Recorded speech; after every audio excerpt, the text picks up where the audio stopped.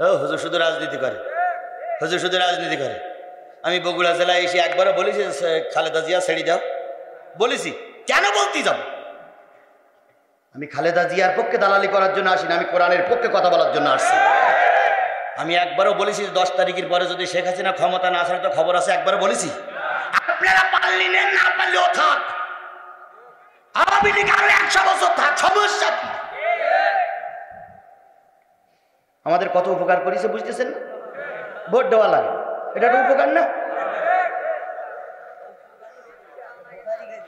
পরীক্ষা দেওয়া লাগে না, কত কষ্ট করা লাগে না, ছেলেপিলেরা বলছে আল্লাহ এই হয়ে এই সরকার থাক, আমাকে পড়াও লাগে, তাহলে ভালোই তো উপকার করতেছে। আমরা বিরোধিতা করবো কেন? নেতারা রাতারাতি পাস করতেছে, ভোট দেওয়া লাগবে না, তাহলে কোটি কোটি টাকা খরচ বেশি যাচ্ছে না, তাহলে আমি বিরোধিতা করবো। থাক ওইভাবে, যা করে আল্লাহ। তাহলে রুকু করতে হবে কার উদ্দেশ্যে? জোরে বলেন, কার উদ্দেশ্যে? আমরা কার উদ্দেশ্যে রুকু করব? দুনিয়ায় যারা রুকু করতেছে না, আল্লাহর কসম তারা কিয়ামতের দিন নাজাত পাবা না। কিয়ামতের দিন বিচার করবেন আল্লাহ। আল্লাহ চেয়ারে বসেই বলবেন নামাজি লোক আর বেনামাজি লোক আলাদা হয়ে যাও। বলুন তো, সর্বপ্রথম যারা জান্নাতে যাবে তারা কারা? নামাজি। আর সর্বপ্রথম যারা জাহান্নামে যাবে তারা কারা? বেনামাজি। নামাজি আর বেনামাজি আলাদা হয়ে যাও। বেনামাজি এক সাইডে, নামাজি আর এক সাইডে। এখন কিছু লোক নামাজ পড়েনি, কিন্তু ওরা নামাজির সঙ্গে যেয়ে দাঁড়াবে, ফেরেশতারা বলবে আল্লাহ এই বগুড়ার লোক কিন্তু খুব চালাক। কেন? ওই নামাজির ভিতরে কিছু বেনামাজি ঢুকেছে। আল্লাহ কয় সত্যি? কয় হ্যাঁ। কোন লোকটা দেখাই দাও। হ্যাঁ আল্লাহ, ৪র্থ নম্বর লাইনের ৪১ জনের পরে ৪২ নম্বরে যে লোকটা দাঁড়িয়ে আছে আল্লাহ ওই লোকটা বেনামাজি। আল্লাহ বলল তারপরে? কয় ৭০ নম্বর লাইনের ৬৯ নম্বর লোকটা বেনামাজি। আল্লাহ পয়লা লাইনের ৩২ নম্বর লোকটা বেনামাজি। আল্লাহ ৪৩ নম্বর লাইনের ৩৪ নম্বর লোকটা বেনামাজি। আল্লাহ বলে সর্বনাশ, যে এরা আমার সামনে গুলুজুলু করতেছে। কয় আল্লাহ হ্যাঁ। আল্লাহ তখন বলবে তোমরা যারা ডাইন পাশে সবাই কি নামাজি? হ্যাঁ আল্লাহ নামাজি। ফেরেশতারা বলতেছে তোমরা বলে বেনামাজি। আল্লাহ ফেরেশতারা ঘুষ খাইছে। বুঝেন? ফেরেশতারা কি খাইছে? ঘুষ খাইছে। আল্লাহ আমরা সবাই নামাজি ছিলাম। আল্লাহ কয় তা হলুও হতে পারে। ছোটবেলায় একটা গল্প পড়েছিলাম, 2 জন ফেরেশতা আল্লাহর কাছে বলেছিল আল্লাহ আমাদের যদি দুনিয়ায় দেয় আমরা কোনো অন্যায় কাজ করব না। নামটা হলো হারুত আর মারুত। কথাটা কিন্তু সঠিক নয়, তারপরও আমি গল্পটা বলতেছি। আল্লাহ বললেন দুনিয়া এমন একটা জায়গা, কয় যে ক্বালা রাব্বুকা লিল মালাইকাতি ইন্নী জাইলুন ফিল আরদি খলিফা ক্বালু আতাজালু ফিহা মা ইফসিদু ফিহা ওয়া ইয়াসফিকুদ দিমা ওয়া নাহনু নুসাব্বিহু বিহামদিকা ওয়া নুকাদ্দিসু লাক ক্বালা ইন্নী আ'লামু মা লা তা'লামুন। আয় আল্লাহ ওদের পাঠিও না, ওরা দুনিয়ায় যে রক্ত ফাসাদ করবে, মারামারি করবে, কাটাকাটি করবে। আল্লাহ বলেছিলেন আমি যা জানি তা তোমরা জানো না। সুতরাং তোমরা যদি দুনিয়ায় যাও ওদের মতন ফিতনা ফাসাদে জড়িয়ে পড়বা। তখন ওরা বলেছিল আল্লাহ দিয়ে দেখো কিছুই করবো না। হারুত আর মারুত আসলো। এটা কিন্তু কোরআনের কথা নাই, হাদিসের কথা নাই, শোনা কথা বলতেছে। অনেক সময় শোনা কথা বলতে হয় বুঝনের জন্য। হারুত আর মারুত আসলো। হারুত আর মারুত এসে লোকজন না খেয়ে থাকলে গায়ে ফু দেয়, জ্বর আসলে গায়ে ফু দেয়, পাগল হলে গায়ে ফু দেয়, রোগ ভালো হয়ে যায়। পীর মাশায়েখ সেজে বসলো। একদিন আসলো সুন্দরী এক নারী, নাম তার জোহরা। একদম বলো সঠিক না? বলো একদম সঠিক না, বিশ্বাস করবে না, শুধুমাত্র বুঝানোর জন্য বলতেছে। জোহরার প্রেমে পড়ে গেল হারুত আর মারুত। জোহরা ছিল মুশরিকা। জোহরার বাড়ি চলে গেল হারুত আর মারুত 2 জনের একজন। যাইয়ে বলল আমার এই দেবতার কাছে সেজদা করো, দেবতার কাছে সেজদা করলে আমি তোমাকে যৌন কাজ করার সুযোগ করে দেব। শেষ পর্যন্ত ফেরেশতা নাকি দেবতার কাছে সেজদা করেছিল, তারপরে নাকি জোহরার সঙ্গে কাম কুকাম করেছিল। এই কথাগুলো বনি ইসরাঈলা বানাই মুসলমানদের খাটো করেছে, ফেরেশতাদের খাটো করেছে।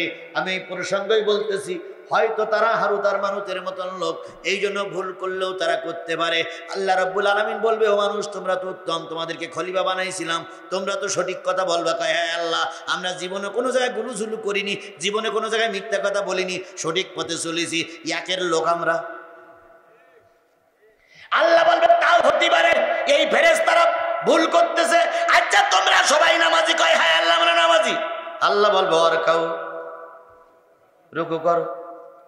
ও আল্লাহ, সবাই রুকুতি যাবে, বেনামাজিরা যেতে পারবে না। আল্লাহ কয় কি খবর? কয় আল্লাহ আল্লাহ দুনিয়ায় কত গুলুজুলু করেছি, কেউ ধরতে পারিনি। আল্লাহ আল্লাহ মঞ্চে বলেছি একরকম, কাজ করেছি আর একরকম। মঞ্চে যত চোর ডাকাত নিয়ে ঘুরেছি, আর মঞ্চ কি বলে, মঞ্চ উঠে বলেছি আমার চাইতে ভালো লোক কেউ নাই, কেউ কিছু বলতে পারিনি। আর আল্লাহ তুমি এক নম্বরেই ধরি ফেললে। আল্লাহ বলবে তোরা যে গুলুঝুলু করা পাটি, এর ভিতরে কোনো সন্দেহ নাই, ফিনারে জাহান্নামা খালিদিনা ফিহা, অনন্তকাল জাহান্নামের জন্য ঢোক। শুধু ঢুকবি না, ওই বেনামাজিরা যত কষ্ট পাবে তার চাইতে তোরা বেশি কষ্ট পাবি, কারণ তোরা হলো ধোঁকাবাজ। আজকে আমার সমাজে পদে পদে, জায়গায় জায়গায়, মঞ্চে মঞ্চে, প্রতিটা পয়েন্টে পয়েন্টে ধোঁকা দেওয়া লোক আছে না নাই? আবার ওনারা টুপিও পরে, আবার ওনারা হজও করে, আবার ওনারা মাঝে মাঝে মাথায় পাগড়িও পরে। আমরা 100 দানা দিয়ে তসবি পড়ি, আর একজনের হাতে দেখলাম ও আল্লাহ 1000 দানার তসবি, ইয়া বড় বড় দানা, ইয়া হ্যাঁ কোন জায়গায় যেন দেখলাম, ইয়া বড় বড় দানা। ওই পাবনায় যখন নিয়ে আইছে, প্যাকেটে করে নিয়ে আসছে, প্যাকেটে নামাজ পড়ি এক কোনায় বসে তসবি মিলাই দিয়ে মাঝখানে বসে শুধু। আমি ইমাম সাহেবকে জিজ্ঞাসা করলাম, হুজুর এ লোকের খবর কি? কয় হুজুর ওর জ্বালায় একটাই ইমাম টেকে না, অথচ তসবি টেবার জোর দেখ। এরা মাঝে মাঝে তসবি নেয়, মাঝে মাঝে টুপি পরে, মাঝে মাঝে মঞ্চের নেতা হয়, আবার দেখবেন জীবনেও কোনোদিন টুপি পরে না, মঞ্চে একখান টুপি পরে। পাশে যদি সেজদা করো, সেজদা আলা বান্দারে, তুই যখন সেজদায় পড়ে যাস তখন আল্লাহর উপরে থাকে না, আল্লাহ স্বয়ং নিচে চলে আসে, বান্দার মাথার কাছে এসে বলে বান্দারে গান চলতেছে, নাচ চলতেছে, খেলা চলতেছে, তুই সেজদায় পড়ে সুবহান রাব্বিয়াল আলা বলতেছিস, আমি তোর জীবনের গুনাহ মাফ করে দিলাম। মায়েরা বোনেরা ভালো করে শোনো, সেজদার চাইতে আল্লাহর নিকটবর্তী হওয়ার আর কোনো সুযোগ নাই। এই জন্য আল্লাহর কাছে সেজদা করব, ওয়ারকাউ ওয়াসজুদু ওয়া'বুদু রাব্বাকুম, সকল ক্ষেত্রে রবের ইবাদত করব। ওয়াফআলুল খায়রা লাআল্লাকুম তুফলিহুন, ভালো ভালো কাজ করো, আল্লাহ পাক সফলতা দান করবে। বলুন তো, বিয়ে করলেও সন্তান হয়, বিয়ে না করলেও সন্তান হয়? বিয়ে করা সন্তান নেওয়া ভালো কাজ। হ্যাঁ, বিয়ে করিয়ে সন্তান নেওয়া কি কাজ? ভালো কাজ। আর বিয়ে না করিয়ে সন্তান নেওয়া, বোঝেন না? বোঝেন না? সকিনা মা হয়েছে আর বুবুলিও মা হয়েছে। সকিনা মা হয়েছে বিয়ের পর, আর বুবুলি মা হয়েছে বিয়ের আগে।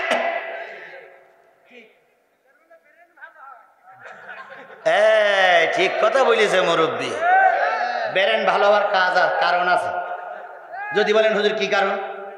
ওই না না না না না ওই যে নুহ নবীর কিস্তি, নুহ নবীর কিস্তিতে যখন সবাই মিলে পায়খানা করলো, তখন একজন বুড়ি আসলো সবাই শেষে, এই সে অতি পড়িস জনমের খাওয়া খাইয়েছে, খেয়ে কি হয়েছে?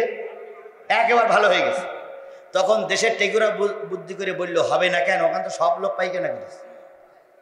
কেউ মুরগির ডিম খেয়েছে, কেউ মুরগি খেয়েছে, কেউ গরু খেয়েছে, কেউ কি বলে হাঁস খেয়েছে, খেয়ে সব পায়খানা এক জায়গায় করে খেয়ে দিয়ে সালসা হয়ে গেছে। ওই সালসা যে খাবে তার রোগ ভালো হয়ে যাবে। তাহলে অনেকগুলো পাবে জন্ম দিলে তার কেন বেরেন ভালো হবে না? অনেকগুলোই তো।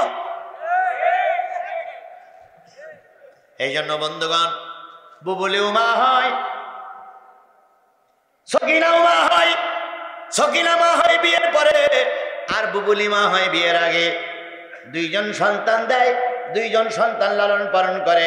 একটা হয় বৈধ সন্তান, আর একটা হয় অবৈধ সন্তান। এই জন্য সবটা ইবাদত হয় না। ইবাদত হলো আল্লাহর পথ ধরে চলার নাম হলো ইবাদত। প্রথম আয়াত শেষ। ওয়াফআলুল খায়রা লাআল্লাকুম তুফলিহুন, দ্বিতীয় আয়াত। জাহিদু ফিল্লাহি হাক্কা জিহাদি, জিহাদ করো জিহাদের হক আদায় করে। জিহাদ মানে হলো চেষ্টা করা। জিহাদ মানে কি? চেষ্টা করা। কিসের চেষ্টা? যতদিন পর্যন্ত এই কোরআনের বিধান সমাজে চালু না হবে ততদিন পর্যন্ত চালু করার জন্য চেষ্টা করার নাম হলো জিহাদ। আমরা সবাই মুজাহিদ, আমরা সবাই কি মুজাহিদ। আমরা কেউ ওয়াজের মাধ্যমে জিহাদ করতেছি, কেউ মসজিদের খুতবায় জিহাদ করতেছে, কেউ বা লিখনির মাধ্যমে জিহাদ করতেছে, কেউ বা ভোটের মাধ্যমে জিহাদ করতেছে, যে যা হকের পক্ষে জিহাদ করতেছে, এগুলো সব মুজাহিদ। কথা বলেন ঠিক না বেঠিক? আল্লাহ নবী মক্কা থেকে হিজরত করে মদিনায় গেলেন। কালেমার দাওয়াত যখন দেওয়া শুরু করলো, মুনাফিক আর কাফেরেরা রাসূলের বিপক্ষে চলে গেল। এমন একজন কাফের ছিল, নাম তার কাব ইবনে আশরাফ। কি নাম? এই মুসলমান আমার দিক খেয়াল করেন, কি নাম? কাব ইবনে আশরাফের কাজ ছিল রসুলের বিরুদ্ধে কবিতা লেখা। রসুল বহু নারী লোভী, রসুল বুড়ি লোভী, রসুল অল্প বয়সের নারী লোভী, তারপরে রসুল বিধবা লোভী, রসুল রাজার মেয়ে লোভী, বিভিন্ন কবিতা লিখল। আল্লাহ নবীর কানে যখন কবিতাটা আসলো, নবী তখন বড় কষ্ট পাইলেন। মালিকের কাছে বললেন, মালিক কেন তুমি আমাকে নবুয়ত দিলে? যদি কালেমার দাওয়াত না দিতাম এরা কেউ আমার বিরুদ্ধে কথা বলতো না। এরা আমাকে সবাই বলতো আলামিন, সবাই বলতো সাদিক, সবাই বলতো মাহবুব। শুধুমাত্র কালেমার দাওয়াত দেওয়ার কারণেই এরা আমার বিরুদ্ধে খেপে গেছে। আজকেও ভালো লোকগুলোর বিরুদ্ধে তখনই খেপে যায় যখন বাংলার জমিনে কোরআনের রাজ প্রতিষ্ঠার কথা বলা হয়। মামুনুল হক এখন জেলে, আমির হামজা জেলে। কথা বলেন ঠিক না বেঠিক? কাজী মোহাম্মদ ইব্রাহিম জেলে। এদের কোনো দোষ নাই। দোষেরটা হচ্ছে ওয়ামা নাকামু মিনহুম ইল্লা আইয়ুমিনু বিল্লাহিল আজিজিল হামিদ। পরাক্রমশালী মহান আল্লাহর কথা বলা এটা এদের দোষ। কথা বলেন ঠিক না বেঠিক? নবীর একই দোষ। কেন নবী কালেমার দাওয়াত দেয়? কেন নবী দিন কায়েমের কথা বলে? কাব ইবনে আশরাফ কবিতা লিখলো, নবীজির কাছে খারাপ লাগলো কিন্তু প্রতিবাদ করতে পারলেন না। নবী একদিন জোহরের নামাজ আসলেন, নবীর চেহারাটা মলিন, নবীর চেহারার ভিতরে যেন কি যেন একটা ঢুকে পড়েছে। সব সাহাবীরা বলতেন ঘরে খাবার নাই, পরনে কাপড় নাই, কিন্তু মসজিদে এসে যদি নবীর হাসি মুখটা দেখতাম সকল ব্যথায় আমরা ভুলে যেতাম। হযরত আনাস ইবনে মালিক বলেছেন, আমি পূর্ণিমার চাঁদের দিকে তাকিয়েছি। আজকে কিন্তু পূর্ণিমার চাঁদ, পূর্ণিমার চাঁদের দিকে তাকিয়েছি আর রসুলের চেহারার দিকে তাকিয়েছি। পূর্ণিমার চাঁদে কলঙ্ক দেখেছি, আমার নবীর চেহারায় কোনো কলঙ্ক দেখি নাই। হযরত আয়েশা বলেছেন, ও আমার জাতি, তোমরা ইউসুফ জুলেখার কাহিনী শুনেছ। ইউসুফের চেহারা দেখে জুলেখা পাগল হয়ে গেল, সেই নারীরাও পাগল হলো। তাদের হাতে ফল দেওয়া হলো আর অস্ত্র দেওয়া হলো, আর বলা হলো তোমরা ইউসুফকে দেখে ফল কাটা শুরু করবা। ইউসুফকে দেখে ওরা ফল কাটতে গিয়ে প্রত্যেকে হাতের আঙুল কেটে ফেলেছিল। কখন আঙুল কেটে ফেলেছিল ওরা বুঝতে পারি নাই। ওরা ইউসুফকে দেখে হাতের আঙুল কেটে ফেলেছিল। ওই জাতি যদি আমার নবীকে দেখতো কখন জানি তারা কলিজা কেটে ফেল দিত। কি সুন্দর চেহারা ছিল আমার নবীর। সেই নবীর চেহারা ওরা মেরে রক্তাক্ত করেছে। হযরত আয়েশা বলেছেন, নবী ঘরে ফিরতেন, আমি নবীকে সবাই দিয়ে কম্বল মুড়ি দিয়ে সবাই দিতাম। বন্ধুগণ, আর 15 মিনিট কথা হবে, থাকবেন তো আপনারা? একটা লোকও যেন না ওঠে, পাশের একটা লোক উঠবে না। দেখেন তো আপনি বসে আছেন আর কতগুলো লোক দাঁড়িয়ে আছে। আপনি ওঠেন কেন? ওঠেন কেন? কোন কথাটা কখন বেরিয়ে যাবে, কোন কথাটা কখন কাজে লাগবে বলা যায় না। এই জন্য মেহেরবানি করে কেউ জায়গা ছাড়বেন না, কেউ জায়গা ছাড়বেন না। আপনারা যদি থাকেন আমি আপনাদের মন ভরে কথা শোনাতে পারবো, কিন্তু দুই একজন ওঠাচলা করলে তো খারাপ লাগে। এখানে 7-8 হাজার 10 হাজার লোক আছে, 10 হাজার লোকের থেকে 10 জন লোক চলে গেলে মাহফিলের কোনো ক্ষতি হবে না, কিন্তু যে লোক যাচ্ছে সে কপাল পোড়াই যাচ্ছে। এই জন্য মেহেরবানি করে দয়া করে 15 মিনিট পরে যাবেন। 11:30 পর্যন্ত আলোচনা, 11:30টার পরে যদি কারোর প্রয়োজন হয় চলে যাবেন, কিন্তু 11:30 পর্যন্ত কোনো মুসলমান বাড়ি যাবে না। যেটা যাবে সেটা ধরে রাখবেন, যে আর খানিকক্ষণ শুনে যাও। আমার ভাইয়েরা, হযরত আয়েশা বর্ণনা করেছেন, আমি রাতের অন্ধকারে নবীকে ঘরে পেয়ে নবীরে কম্বল মুড়ি দিয়ে শোয়াই দিতাম। কম্বল মুড়ি দিয়ে শোয়াই দেওয়ার পরে আমি নবীর ছেঁড়া জামাগুলো, পরনের কাপড়গুলো সেলাই করতাম। এক সময় লণ্ঠনের তেল ফুরায় যেত, এক সময় লণ্ঠনের তেল থাকতো না। তেল না থাকার কারণে লণ্ঠন নিভে যেত। আমি নবীজির কাপড়গুলো সেলাই করতে করতে হাতের সুচ পড়ে যেত। আমি চিন্তা করতাম, এখন অন্ধকার ঘরের ভিতরে আমি কি করে সুচ খুঁজে পাবো। আমি নবীর চেহারার থেকে কম্বলটা সরাই দিতাম। কম্বল সরাই দেওয়ার পরে নবীর চেহারায় গর্তের ভিতরে, ঘরের ভিতরে যে আলো হয়েছে, ওই আলোয় আমি আমার হারানো সুচ খুঁজে পেয়েছি। সেই নবীর বিরুদ্ধে কবিতা লিখেছে, নাম কি? কাব ইবনে আশরাফ। নবীজির চেহারা মলিন, মসজিদে খুতবার জন্য দাঁড়ালেন, সব চারিয়ে কাঁদতেছি, ইয়া রাসূলুল্লাহ আপনি হাসি মুখে কথা বললে আমাদের দিলটা সব শান্তি পেয়ে যায়। আপনি মিসকে হাসি দিলে চাঁদের চেয়ে আপনার হাসিটা ভালো লাগে। কেন আপনার মন খারাপ? কেন আপনার মন খারাপ? নবী বললেন, ও আমার সাহাবীরা, মদিনায় একজন কাফেরের বাচ্চা কাফের আছে, সে আমার বিরুদ্ধে একটা কবিতা লিখেছে, রঙ্গিলা রসুল বলে। আমার বিরুদ্ধে একটা কবিতা লিখেছে, আমি নাকি চরিত্রহীন। আমার বিরুদ্ধে একটা কবিতা লিখেছে, আমি নারী নিয়ে সবসময় পড়ে থাকি। আমার বিরুদ্ধে কবিতা লিখেছে, আমার সেইটা নষ্ট ভ্রষ্ট মানুষ আর সমাজে কেউ নাই, তাই তো মনটা খারাপ। হযরত আবু বকর কাঁদে, হযরত ওমর কাঁদে, আলী কাঁদে, ওসমান কাঁদে। কিভাবে প্রতিকার করা যায় সবাই ব্যস্ত। এরপরে পিছন দিক থেকে, সর্বপিছন দিক থেকে, পিছনে যারা আছো দুর্বল মনে করো না, পিছন দিক থেকে একজন দাঁড়ালেন, ইয়া রাসূলুল্লাহ, ইয়া রাসূলুল্লাহ যদি আপনি অনুমতি দেন আমি এই ব্যাপারে একটু উপকার করতে পারি। নবী বলেন, ওমর লোকটারে তোমরা কি চেনো? তোমরা পারলে না ও কি করবে, ওরে ডেকে নিয়ে আসো। লোকটি চলে আসলেন, পরনের কাপড় ভালো না, মাথায় কতদিন জানি তেল নাই, কত তো জানি পেটে দানা পিনা যায় না। নবীজি জিজ্ঞেস করলেন, নাম কি? লোকটি বললেন, নাম হলো মুহাম্মদ ইবনে মাসলামা, একজন রাসূলের সাহাবী। তুমি কি পারবে কিছু করতে? কই, ইয়া রাসূলুল্লাহ অনুমতি দেন, আর মালিকের কাছে একটু দোয়া করেন, আগামীকাল সূর্য উদয়ের আগেই আমি যেন ইসলামের দুশমনটারে চিরজীবনের জন্য বিদায় করে দিতে পারি। নবীজি বললেন, তুমি না দুর্বল মানুষ, কতদিন খাওয়া হয় না, পরনে কাপড় নাই, মাথায় তেল নাই, শরীর স্বাস্থ্য ভালো না, এত বড় প্রতিষ্ঠিত একজন নেতাকে তুমি ঘায়েল করতে পারবে? ইয়া রাসূলুল্লাহ, আল্লাহ যদি রহমত করে আর আপনি যদি দোয়া করেন আর আমার বুকে যদি ঈমান থাকে, আমি জিতে আসবই ইনশাআল্লাহ, ইনশাআল্লাহ। নবী বললেন, কোথায় তোমার বাড়ি?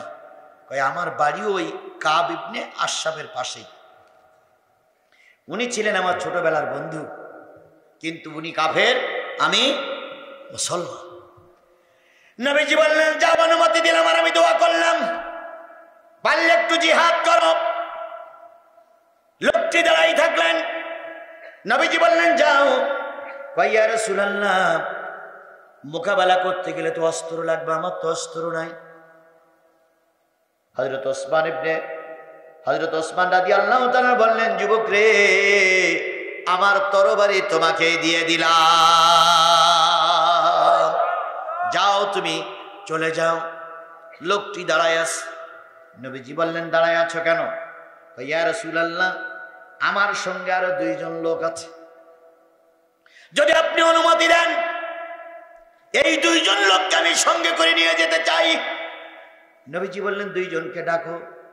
দুইজন আসলেন, তারাও জীর্ণ শীর্ণ। নবীজি বললেন যাও, তোমাদের দুইজনকে অনুমতি দিয়ে দিলাম। তাদের বোঝা গেল বাহুতি বল থাকা লাগে না, অনেক লোক থাকা লাগে না, বুক ভরা ইমানের প্রয়োজন হয়। বুক ভরা ইমান যদি তোমার থাকে, তুমি রুগ্ন লোক হলেও আল্লাহ তোমার বাহুতে জোর দিয়ে দেবে। যুবকেরা ভয় পেও না, ভয় পেও না, ভয় পেও না। তোমরা এই ময়দানে নামো, একদিন বিজয়ের মালা তোমরা ছিনাইয়ে আনবে। গোটা দেশে আমি সফর করে যেটা দেখতেছি, আমি গতকালকে ছিলাম দিনাজপুর, আগামীকাল আপনাদের এখান থেকে প্রোগ্রাম সেরে আগামীকাল যাব নীলফামারী। এর আগে আমি কক্সবাজার সফর করেছি, এবছরে কক্সবাজার সফর করেছি। বাংলাদেশের প্রায় অর্ধেকটা জেলা ইতিমধ্যে সফর হয়ে গেছে। আল্লাহ যদি তৌফিক দেয়, বাকি অর্ধেকটা জেলা আমি এই মৌসুমে সব করে সফর করবো। দুটো একটা হয়তো এই মৌসুমে বাদ থাকতে পারে। আমি সমস্ত জেলা সফর করে, ফরিদপুর বলেন, তারপরে পাবনা বলেন, সিরাজগঞ্জে বলেন, সব জায়গায় সফর করে আমার যে আইডিয়া হয়েছে, আমার যে বিবেক সাড়া দিয়েছে, সেটা হলো যদি আমরা সুষ্ঠুভাবে নির্বাচনে যেতে পারি, আর আমার দেশ যদি গণতান্ত্রিক কায়দায় নির্বাচন করতে পারে, আগামী নির্বাচন হবে কোরআনের পক্ষের নির্বাচন, আগামী সংসদ হবে কোরআনের সংসদ, আগামী দেশ হবে কোরআনের দেশ। হাজারো চক্ষু গরম করে আমাদের কিচ্ছুই করতে পারবা না। কিন্তু আমাদের তো একটা ভয় আছে, আদৌ হবে কিনা, আদৌ যেতে পারবো কিনা। 10 তারিখ নিয়ে যে বাকবিতান্ডা হচ্ছে, কেউ বলতেছে যাবই, আবার শুনতেছি 30,000 বাহিনী দিয়ে নাকি জায়গা ঘিরে রাখা হবে। ওটা আপনাদের ব্যাপার, আমি ওটা নিয়ে কথা বলি বিবাদ ডেকে আনবো না। শুধু এতটুকু বলি, আমার দেশের আর কোনো মানুষের লাট যেন না পড়ে, আমার দেশের আর কোনো মানুষের মায়ের কোল যেন খালি না হয়, আমার দেশের আর কোন বাবার কাঁধে যেন লাশ না ওঠে। এটা আমরা বিরোধী দলের নেত্রীরা বলি, প্রধানমন্ত্রীরা বলি, যত সহজ পদ্ধতিতে একটা সলিউশন আসা যায় সবাই মিলে চেষ্টা করুন। দয়া করে আমার কোল খালি করবেন না, দয়া করে আমার কাঁধে আমার সন্তানের লাশ উঠাবেন না। কেউ আমার শত্রু না, আবার কেউ আমার বন্ধু না। আমরা এদেশের সবাই নাগরিক, আমরা এদেশের সবাই ভাই ভাই। কথা বলেন ঠিক না বেঠিক? আওয়ামী লীগ আমার ভাই, বিএনপি আমার ভাই, জাতীয় পার্টি আমার ভাই, জামাত ইসলাম ভাই, চরমোনাই ভাই, ফুরপুরায় ভাই, সবাই আমরা ভাই ভাই। আসুন আমরা একটা পরিবেশ তৈরি করে দেশ একটা শান্তির দিকে নিয়ে যাই। আমার দেশ গরিব নয়, আমার দেশকে গরিব বানাইয়ে রাখা হয়েছে। কোটি কোটি টাকা বিদেশে বাঁচা, এই টাকাগুলো যদি আমার দেশে আসে, তাহলে আমরা যে পদ্মা সেতু বানিয়েছি, ওরকম পদ্মা সেতু 40টা বানাতে পারবে।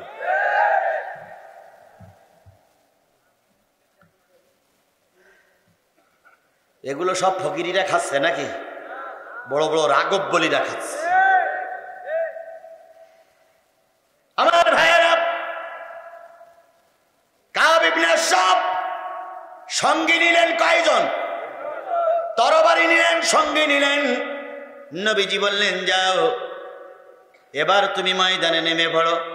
জাহিদু ফিল্লাহি হাক্কা জিহাদি, জিহাদ করার হক আদায় করে জিহাদ করতে চলে যাও। কাব ইবনে আশরাফ দাঁড়িয়ে আছে, যাও না কেন? যাও, আল্লাহর রহমত আছে, নবীর দোয়া আছে, যাও।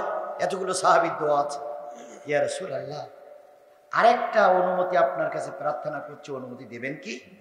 নবী বলেন কি অনুমতি? কই বলতে ভয় লাগে। বাজানেরা কোনো সমস্যা না? বাস, কোনো সমস্যা মনে করো না। কি হবে? জীবনে মৃত্যুতে একবারই হয়। কি বলেন, একবার হয় না? এখন আমরা উঠবো হাই রোডে, তাই না? যদি আমার মৃত্যু ওই হাই রোডে লেখা থাকে, হয়তো আমি যাবার সাথে সাথে ট্রাক আমাকে চাপা দিয়ে চলে যেতে পারে। আর যদি মৃত্যু লেখা না থাকে, তাহলে ট্রাক খাতে পারবে, আমার কিচ্ছু হবে না। সুতরাং হায়াত মউত কার হাতে? কিসের ভয় পান আপনি? কেন কুসকুস করেন? কেন ফুটফুট করেন আপনি? কিসের ভয়? আপনার মৃত্যু যদি লেখা না থাকে, শাহজাহানপুরীর সব লোক একজোট হয়ে আমার কিচ্ছু করতে পারবে না। আর যদি মৃত্যু লেখা থাকে, আপনারা সব দোয়া করে আমার বাঁচাতে পারবেন না। এই জন্য আমার হায়াত, আমার মৌত, আমার ইজ্জত, আমার সম্মান কার হাতে? এই নিয়ত করে ময়দানে চলুন। গুলি টানবে কিন্তু গুলি বাহির হবে না। চোখ বেঁধে, নাক বেঁধে, হাত বেঁধে পানিতে ফেলাই দেবেন, ডুববেন না আপনি। ওই তলার থেকে কুমিরে আপনাকে উঁচু করে রাখবে। ইউসুফ আলাইহিস সালাম ফেলাই দিয়েছিল, ইউসুফ আলাইহিস সালাম আল্লাহ হেফাজত করেনি। সেই আল্লাহ আছে না নাই? এখন মনে হয় বয়স হয়ে গেছে আল্লাহ, নাকি? কথা তাড়াতাড়ি শেষ করবো ইনশাল্লাহ। আমার ভাইয়েরা, ইয়া রাসূলুল্লাহ, মনে আছে তো? ইয়া রাসূলুল্লাহ, যেতে তো চাই, আর একটা কথা বলতে চাই। নবী বললেন বলো। বলতে চাই কিন্তু বলতে পারি না। বলো। ইয়া রাসূলুল্লাহ, আমি যখন কাব ইবনে আশরাফকে মারতে যাব, কিছু হিকমত অবলম্বন করতে হবে। উদু ইলা সাবিল রাব্বিকা বিল হিকমা, আমার একটু হিকমত অবলম্বন করতে হবে, যদি অনুমতি দেন। নবীজি বলেন, কি হিকমত অবলম্বন করতে চাও? ইয়া রাসূলুল্লাহ, কাব ইবনে আশরাফের ঘরে ঢোকার আগেই আপনার বিরুদ্ধে কিছু কথা আমি তার সামনে বলবো। রসুল ভালো মানুষ না? তুমি যে কবিতা লিখেছো ওই কবিতার সঙ্গে রসুল ঠিক আছে। ঘন ঘন চান্দা চায়, মসজিদ করবে, অস্ত্র কিনবে, ঘর করবে, তারপরে বউ খাওয়া হচ্ছে না চান্দা, এইরকম অনেক কিছু চাই। এগুলো বলবো আমি, বলিয়ে ওর লা ইউমিনু আহাদুকুম হাত্তা কুনা হাব্বা ইলাইহি মিন ওয়ালিদিহি ওয়া ওয়ালাদিহি ওয়ান নাসি আজমাইন, ততক্ষণ পর্যন্ত কেউ মুমিন হতে পারবে না যতক্ষণ সে তার পিতামাতা, ভাই বোন, আত্মীয় স্বজনের চাইতে আমি নবী আমাকে বেশি ভালোবাসতে না পারবে। ওগো নবী, আল্লাহর কসম, আমার দিলের ভিতরে দুনিয়ার সবচাইতে মহব্বত আপনার বেশি। কি বলে বলবো আমি? নবীজি বললেন, তারপরে অনুমতি দিলাম। চলে গেলেন তিনজন। আল্লাহর নবী সবাইকে বিদায় দিয়ে তাহাজ্জুদের সালাতে বসে গেলেন। নবী বললেন, আল্লাহ প্রতিষ্ঠিত একজন রাজা, প্রতিষ্ঠিত একজন নেতা, যার আছে প্রশাসন, যার আছে গোয়েন্দা বিভাগের লোক, যার আছে শত শত কর্মী, যার আছে তরবারির ঝনঝনানি, তার সঙ্গে মোকাবেলা করার জন্য দুর্বল তিনটা মানুষ চলে গেছে। যাদের অস্ত্র নয় অস্ত্র ভাড়া করে নিয়েছে, যাদের কয়েকদিন খাওয়া হয় না, সোজা হয়ে দাঁড়াতে পারে না। ও আমার রব, যাদের পরনে কাপড় ভালো না, গায়ে গোশত নাই, তারাই গেছে প্রতিষ্ঠিত নেতার বিরুদ্ধে যুদ্ধ করার জন্য। ও আমার রব, তুমি দয়া করে সাহায্য করিও। নবী নামাজে দাঁড়ালেন।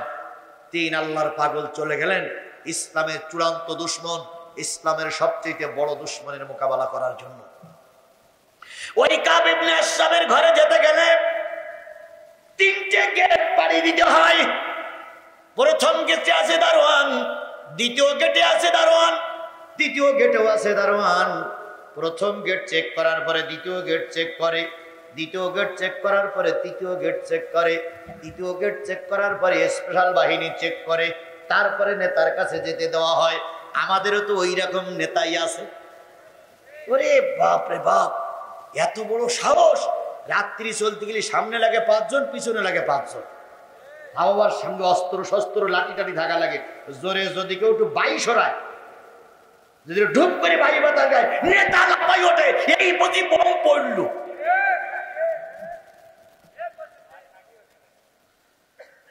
আমার ভাইরা চলে গেলেন, বাইরে দাঁড়িয়ে বললেন, নেতা নেতা নেতা।